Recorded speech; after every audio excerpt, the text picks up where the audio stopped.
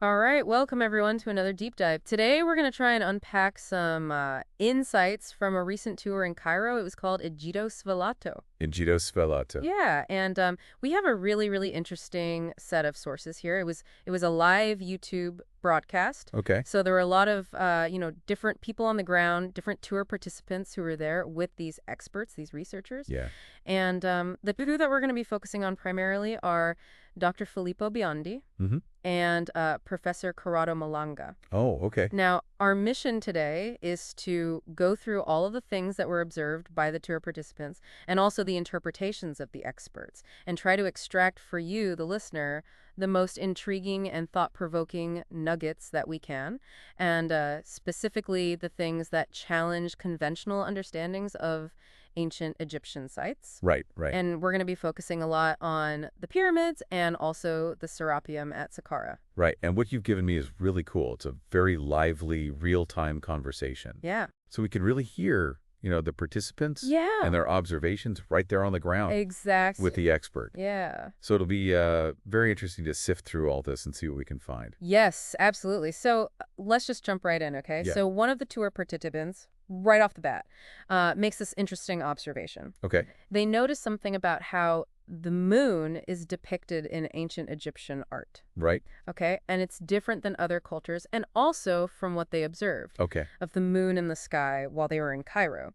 So apparently the Egyptians, when they showed the moon, when they showed the lunar phases, they showed the moon's crescent changing vertically. Vertically. So like the horns of the crescent. Up and down. Yeah, up and down instead of the horizontal orientation that we usually see. Right. So what could that mean? What do you think? Well, that's the really interesting thing. It could just be an artistic choice. Right. But Okay. it also got Professor Malanga thinking about some pretty significant things. Okay. Okay, so he started talking about, the possibility of some events that could have taken place that might have caused the Earth's axis to shift. Mm-hmm. And specifically in the distant past, we're talking like 36,500 BC. Wow. Or 13,500 BC. So this is very ancient history. Yeah. But he thinks that there might have been some cataclysmic events that could have actually realigned the Earth's axis. So they're basically seeing this, or I guess interpreting this little detail in the art as potentially reflecting these huge planetary shifts. Huge planetary shifts. Oh. And it's fascinating because this little artistic detail could hold this, information about the history of the Earth that we, wouldn't expect. Right. Now, to be fair, Professor Malanga did say, it's possible that these events might have modified the Earth's magnetic axis. Okay. And then eventually its geodetic axis. Right. But he says that those two things are pretty much tied to each other. Okay. Okay. So the tour participant was kind of insistent about this. They were like, no. I just saw the moon in the sky in Cairo, and it was horizontal. Right. And so Professor Malanga actually brought up something really interesting. Okay. And he said, well, there are also seasonal variations that you have to take into account. Right. Depending on what time of year it was that they were depicting this. Okay. That could affect how they saw it in the sky. So we have to consider when these things were created. Exactly. So all of this to say, what starts as a detail about the art leads to this discussion about the stability of the Earth's axis. Right. Are timelines accurate? Exactly. It makes you really wonder, Yeah. do we really understand our history? Now, let's shift gears a little bit and talk about the Serapeum at Saqqara. Okay. Another tour participant provided a really detailed description of the sarcophagi.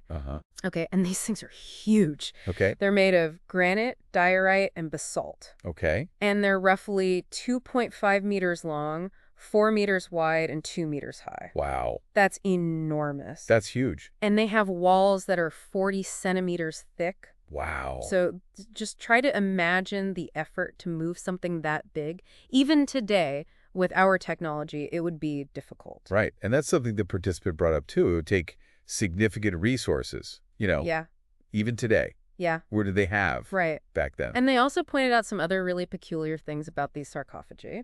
Okay. Number one, the niches where these boxes are actually placed are significantly lower than the floor of the corridor where you walk. Okay. Like a couple of meters lower. So why would they lower these giant, heavy objects? Right. Why not keep them level with the floor? Yeah, it doesn't make a lot of sense conventionally. Right. And then the second thing that was pointed out was the fact that the surfaces of these sarcophagi are not uniform. Okay. The darker ones, the ones made of diorite and basalt, seem to have these indentations in them, like something was pressed into the stone. Okay. But the granite sarcophagi primarily have protrusions. They called them budini. Budini. Or knobs. So why these different surface anomalies on different types of stone? Right. And that leads us to Professor Malanga and his interpretations, which are really interesting. Okay, let's hear it. So he starts by challenging the very word sarcophagus. Okay. He's like, wait a minute. Uh-huh. The ancient Egyptians didn't call these sarcophagi. Right. They had their own word. What was it? It was neb-ankh. Neb-ankh. Which means container of life. Okay. Okay, ankh is the symbol for life. Neb means container. Okay, I see. And he's like, that's very different than the Greek word sarcophagus. Which means flesh eater. Which means flesh eater. Okay. So he's saying, right from the start, our understanding of these boxes might be totally wrong. Okay. He goes on to suggest that maybe, because these boxes are so heavy, yeah, and they don't have a lot of inscriptions on them. Okay. Except for one, which he thinks might have been added later. Uh-huh. He thinks that maybe these boxes weren't for burial at all. Okay. Maybe they were used for some kind of energy process, or even, he says, maybe even a form of teleportation. Oh, wow. Now, here's his reasoning. Okay. Okay.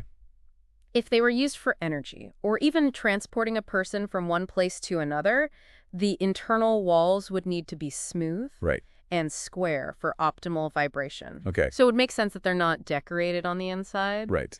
And he also says, how did they even get these things in there? They're so big, there's not enough room to really maneuver them in those corridors. So maybe they teleported them in? Maybe they teleported them in. Wow. So he's suggesting, like, our understanding of their technology is so limited that we can't even fathom how they might have moved these things. Right. So that's the first part. Okay. Then we get to those, the buni. The knobs. Yeah, the nogs. Okay. The protrusions on the granite sarcophagi. Yeah.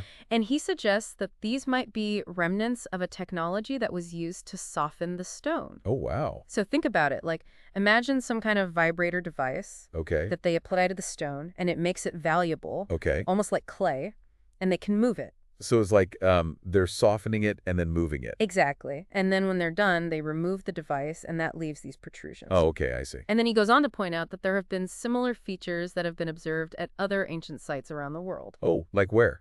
Pumapinku, for example. Okay. Some Mayan sites. Mayan sites, wow. He even mentions artifacts in Japan and Turkey.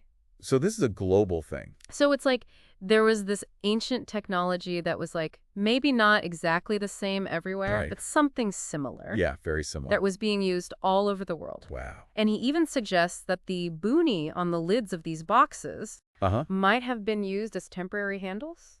Oh, wow. When the weight was reduced, so they could like lift them up and move them around. Fascinating. So moving on from the Serapeum. Okay. One of the participants asked a question about magnetization. Magnetization. At the Djoser pyramid. Oh, okay. Okay, and it seems like data was collected about this. Right. And it was shared with you both. Okay, and? Now, the participant also mentioned that they weren't able to access the white granite blocks at the base of the Djoser pyramid.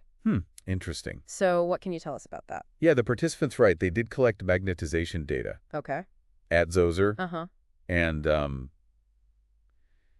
it's a little early to say anything definitive about what the data shows. It's complicated. It takes a long time to process, analyze. All right.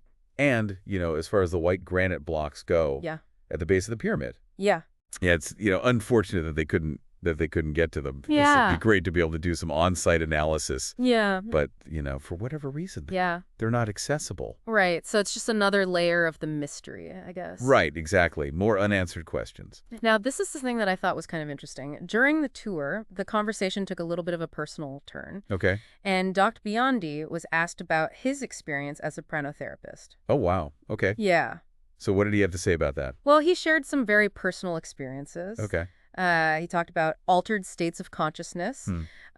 He talked about things that seemed like telekinesis. Wow. Premonitions, even the ability to influence physical well-being in himself and others. Interesting. Now, he did clarify, he's not a professional pranotherapist. Okay. But he has had these experiences. Right. And he said he has used these abilities to help himself and others. That's fascinating. I mean, it really kind of makes you think about, Yeah. different perspectives that they were bringing to the study of these ancient mysteries. Exactly. Sometimes these things can't be measured scientifically. Right. But they're still real. Right. And it's interesting to think about the power of the mind. Absolutely. Now, to bring it back to the physical evidence, another participant shared some photos that they had taken of sarcophagi in the Egyptian museum. And these photos showed very clearly those symmetrical protrusions, the bugni, that we talked about earlier. So more evidence to support Professor Malanga's observations. Exactly. So, this is another example of how they're finding these consistent patterns in different places. And Professor Malanga, seeing these photos, he was, he reiterated his theory about the Shamir, which is, this tool, or maybe it's a technology they used to manipulate the stone. And he also suggested that maybe these bumni, these knobs, were used as lifting points. Oh, okay. So again, like maybe when the weight was reduced somehow, they could use these knobs to lift the boxes and move them around. Right, yeah. So then the discussion moved on to the indentations that were observed on some of the sarcophagi, specifically the diorite and basalt ones. Right. And Professor Malanga offered a couple of possibilities there. Okay, what were they? Well, he said that maybe the stone was damaged accidentally while it was in a valuable state. If they were using some kind of vibration technology. Right. It's possible that the stone was softer and maybe it got umped or something. Right. But he also suggested that maybe they were removing material intentionally. Intentionally? Why? Well, he thinks that maybe they need the boxes to have a very precise mass. Maybe for resonance or some other energy-related purpose. And so they were basically fine-tuning the boxes by removing small amounts of material. Like calibrating them. Exactly. Wow. So then a participant brought up something that I thought was really, really interesting. They mentioned a statue. A statue? Of a dolichocephalic dwarf.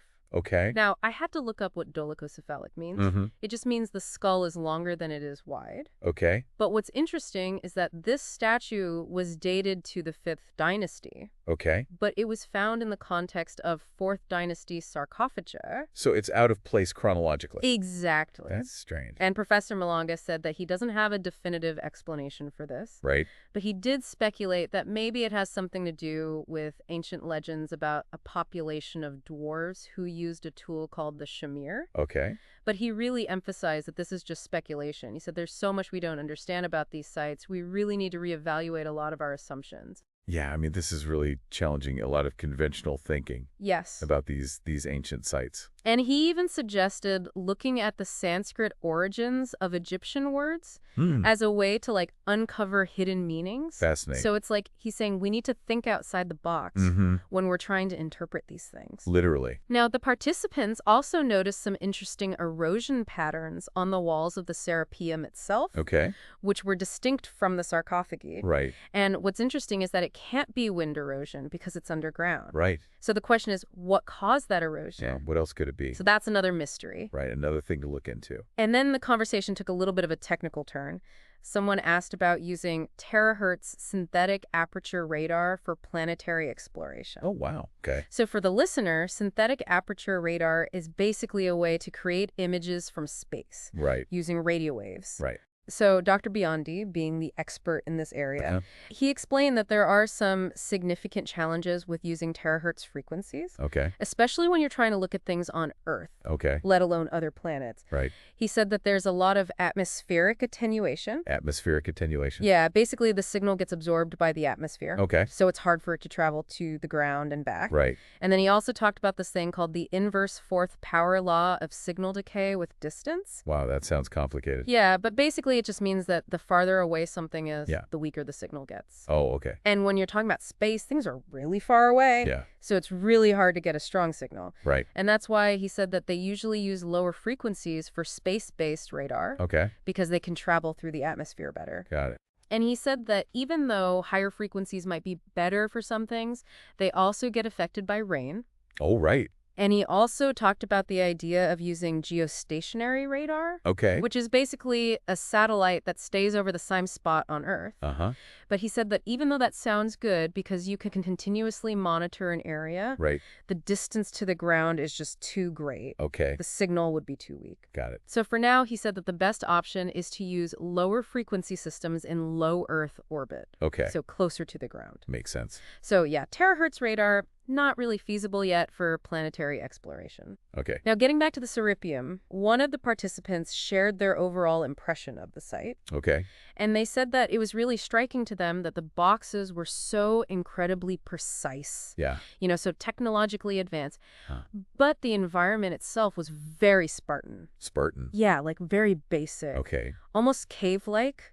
And they even suggested that maybe this site was used by someone who was just passing through. Oh, interesting. Rather than living there permanently. Okay. So it's like it was a very functional space. Right. But not a place where people would have spent a lot of time. Not a home. Right. Interesting. And then Professor Malanga offered this really interesting hypothesis about the people who built these things. Okay. He said that maybe they had a completely different consciousness and a different understanding of natural forces Right. than we do today. Right. And he even suggested that maybe they were able to use the 4 elements, earth, water, air, and fire, Okay. in a way that's similar to how we use electronics. Wow. So it's like they had a completely different way of interacting with the world. Right. And maybe they had technologies that we can't even imagine. I mean, that would explain a lot. Yeah. If their way of thinking was so different. Yeah. It's like we're trying to understand them using our framework. Right. But maybe that's the wrong framework. Maybe it is. Yeah. So then someone asked a very specific question about the synthetic aperture radar. Okay. They wanted to know if it descended any deep movements Okay. or known forms of energy Okay. with these sites.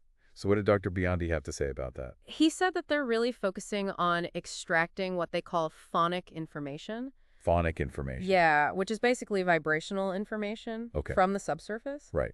And they do that by using something called tomographic inversion techniques. Okay. It's basically like creating a 3D image, Uh-huh. but instead of using light, they're Yeah. using the vibrations Okay. that travel through the material. I see. So they can see structures and anomalies based on how those vibrations are affected. Right. He said that anything they observe in terms of energy Yeah. is interpreted through that lens of vibration. Okay. So he didn't really speculate on any other forms of energy that might be present. Got it. And then there was a question about, everyone wants to know about the scientific publications Right. that are going to come out of this research. Yeah. So someone asked specifically about the Pyramid of Khafre, Uh-huh.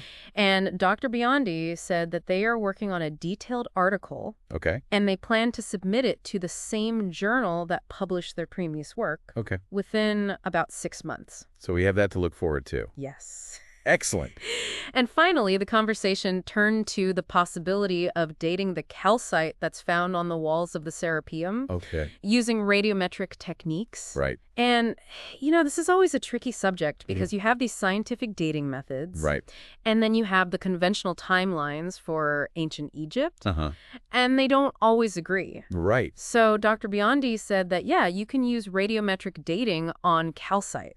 Okay. And it has been used in studies of the pyramids. Okay. But he said that the results often show dates that are much older than what's accepted. Right. And so those results are often met with a lot of skepticism. Yeah, the mainstream doesn't like that. No. They don't want to challenge the established timeline. Right. So what kind of examples did they give? Well, they talked about the fact that marine microorganisms have been found inside the pyramids. Okay. And those have been dated to, like 121,000 years old. Wow. But the mainstream explanation is, oh, well, that's just dating the stone itself, Right. not the construction. So the stone was already that old Yeah. when they used it to build the pyramids. Exactly. And Right. they also talked about the presence of marine sodium chloride inside the pyramids, Right. Salt. which is, salt from the ocean. Yeah. And there have been some controversial explanations offered for how that got there. Right. So basically, they're saying that radiometric dating, while it can provide information, it's not always easy to interpret. Right. And the results often conflict with the accepted timeline. Yeah. And then they made a really interesting point about the synthetic aperture radar. Okay. They said that it can be used to indirectly challenge the chronology, Okay. because if they find evidence that the technology to build these structures didn't exist 4,000 years ago, Right. then that suggests that the timeline is wrong. It's like an indirect form of dating. Exactly. Yeah, wow. So, as we wrap this up, there Right. are some key things to keep in mind. Yeah. These anomalies at the Serapeum, Right. these challenges to the conventional timeline, Mhm. and these ideas about advanced ancient technologies. Yeah. And I think the most important thing is that there are so many unanswered questions we just don't know. We're just scratching the surface. Exactly. Yeah. And I think that's what makes it so fascinating. Absolutely. And there are some really specific things I think you should look into further. Oh, yeah. The bugni on the sarcophagi. Yeah. The symmetrical arrangement of them in some cases. Right. The erosion patterns on the walls of the Serapeum that we talked about. Mm-hmm. And then this whole idea of cold fire technologies or other energy technologies that we don't even understand. Right. And then the potential link between Sanskrit and ancient Egyptian. Yeah, the languages. Yeah. It's all very fascinating. Yeah, so much to explore. So I think the big takeaway here is that the study of ancient Egypt is not over. Right. It's a dynamic process. There's still so much to learn. Absolutely. And I think, to leave you with a final thought. Okay. What if everything we think we know about the past is wrong? Wow. What if their capabilities, their understanding of the universe was so different from ours? Right. But we can't even comprehend it. I mean, it makes you wonder, what else is out there? Exactly. So keep an open mind, keep asking questions, and keep exploring. Thanks for listening. Thanks for having me.